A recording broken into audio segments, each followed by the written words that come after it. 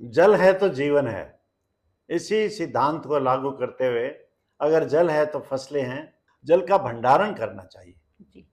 चूंकि जल सिंचाई का नहरों से भी आता है। की बात कर लें तो डिग्गी का गहराई तो 10 फुट रख लें, लंबाई चौड़ाई 70-80 फुट अगर रख लेते हैं, तो अगर आपकी पानी की बारी नहीं आई, नहर चल नहीं रही है, तो आप डिग्गी का जो पानी भंडारित है उस पानी से आप खेत में सिंचाई कर सकते हैं। पानी तो आपके पास आ गया, अब आपको इस जल प्रबंधन की जो दूसरे मुख्य मुख्य उद्देश्य, मुख्य मुख्य बिंदु है, जी। अगर किसान भाई फुहारा पद्धति से लगाए, ये जल प्रबंधन का मुख्य अंश है। क्योंकि उस एक इकाई पानी को, अब अगर आपके पास में 100 लीटर पानी है, तो उस 100 लीटर पानी का उपयोग आप कैसे 200 लीटर में करेंगे। नमस्कार, स्वागत है आप सभी का हमारे चैनल कृषि ज्योति पर। आज हमारे साथ हमारे स्टूडियो में मौजूद हैं कृषि विभाग के सेवानिवृत्त सहायक निदेशक डॉक्टर मदन लाल जोशी जी, जो आज हमें बताने जा रहे हैं सिंचाई जल प्रबंधन के बारे में। तो सर, सबसे पहले आपको बहुत बहुत स्वागत है हमारे प्रोग्राम में। नमस्कार, राम राम। सर, हमें ये बताइए कि जो सिंचाई जल प्रबंधन है वो किस तरह से किया जा सकता है।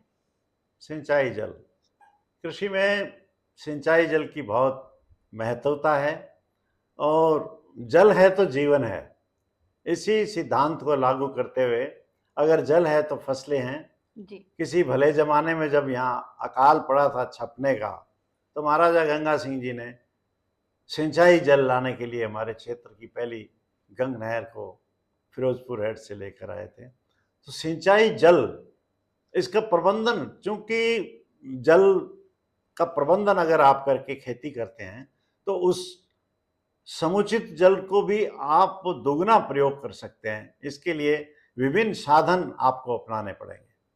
तो वो साधन क्या क्या है सिंचाई जल प्रबंधन के।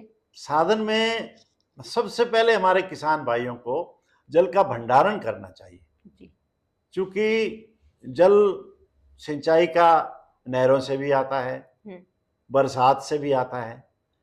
जब आपको आवश्यकता होती है, जब आता है, कई बार इधर बारिश हो रही है, इधर आपकी सिंचाई की बारी आ गई, तो आपको सबसे पहले भंडारण के लिए राजस्थान सरकार की योजना है डिग्गी का निर्माण। अपने खेत में किसान भाइयों को सबसे पहले जल भंडारण के लिए डिग्गी का निर्माण करना चाहिए। तो डिग्गी का जो लाभ है वो क्या क्या हो सकता है। डिग्गी के लाभ में, डिग्गी निर्माण में आपको, एक तो डिग्गी के निर्माण की बात कर लें तो डिग्गी का गहराई तो 10 फुट रख लें, लंबाई चौड़ाई 70-80 फुट अगर रख लेते हैं एक सामान्य तौर से। बाकी आपका खेत, आपकी खेती, आपकी ज़मीन कितनी है उसके आधार पर आप छोटी बड़ी भी कर सकते हैं। डिग्गी के पानी का लाभ सर्वप्रथम यह है कि आपके आवश्यकता अनुसार, अगर हम फसल का अनुसंधान के आधार पर, जैसे गेहूं की फसल है, 25 से 30 दिन के बाद पानी की आवश्यकता होती है, तो अगर आपकी पानी की बारी नहीं आई, नहर चल नहीं रही है, तो आप डिग्गी का जो पानी भंडारित है उस पानी से आप खेत में सिंचाई कर सकते हैं। ये सबसे बड़ा लाभ है कि आपके समय पर सिंचाई हो जाएगी और इससे आपका फसल का उत्पादन हो जाएगा।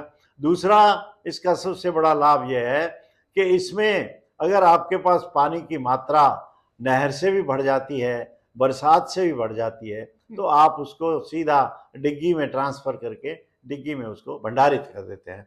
ये सबसे बड़ा डिग्गी का लाभ है।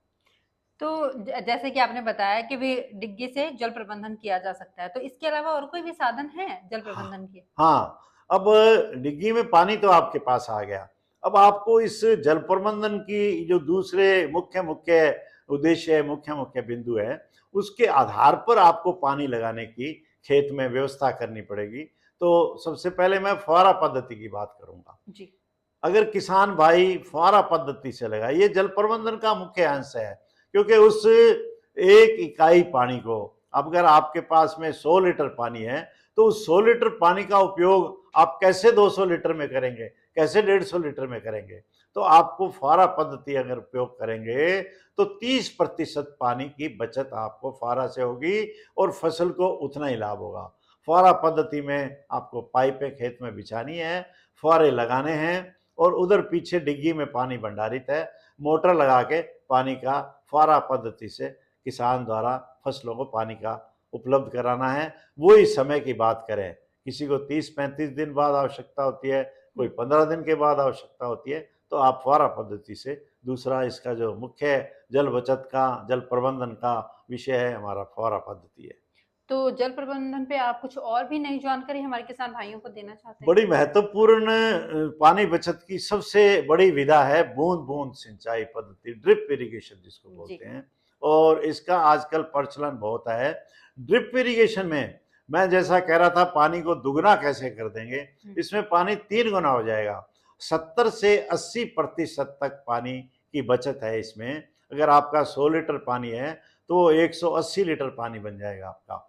इसमें बूंद बूंद सिंचाई पद्धति में पूरा सिस्टम बनेगा। खेत के अंदर लाइनें बिछेंगी, लाइनों में ड्रिपर्स लगेंगे, एक ड्रिपर से दूसरे ड्रिपर की दूरी तय होगी, और अमुक फसलवार इसका चलाने का निर्धारण करना पड़ेगा। किसी जगह 1 घंटा चलाएंगे, किसी 2 घंटे चलाएंगे। तो ये पूरा एक ड्रिप सिस्टम का, बूंद बूंद सिंचाई का सिस्टम है।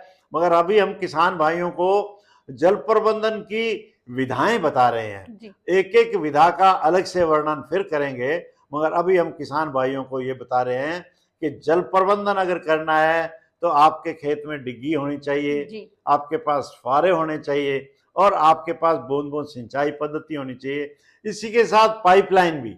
अगर पाइपलाइन भी है तो आप जो खाड़े में पानी जो भेजते हैं, एक बीघे से दूसरे बीघे में, खाले में जो पानी भेजते हैं, तो पानी का एवोपरेशन, उसका ऊपर जो पानी भाप बनकर उड़ता है वो है। जी। जमीन में जो पानी रिस के जाता है वो वो है। अलग है। खाले के अंदर अगर खरपतवार है तो वो पानी का प्रयोग करते हैं। अगर वही पानी आप 8-10 इंच के पाइप से एक बीघे से दूसरे बीघे, एक कनाल से दूसरे कनाल भेजते हैं, तो उससे भी पानी की बचत है। तो ये किसान भाइयों को जल प्रबंधन के जो अभी प्रारंभिक स्वरूप विधि के बताए हैं, डिग्गी, फुहारा, पाइपलाइन और बूंद बूंद सिंचाई, इस तरह से किसान अपने पानी का दुगना उपयोग कर सकता है। धन्यवाद सर, बहुत बढ़िया जानकारी आपने हमारे किसान भाइयों को दी। हम आशा करते हैं इसी तरह से आप नई नई जानकारियां लाते रहेंगे और हमारे किसान भाइयों को लाभान्वित करते रहेंगे। धन्यवाद।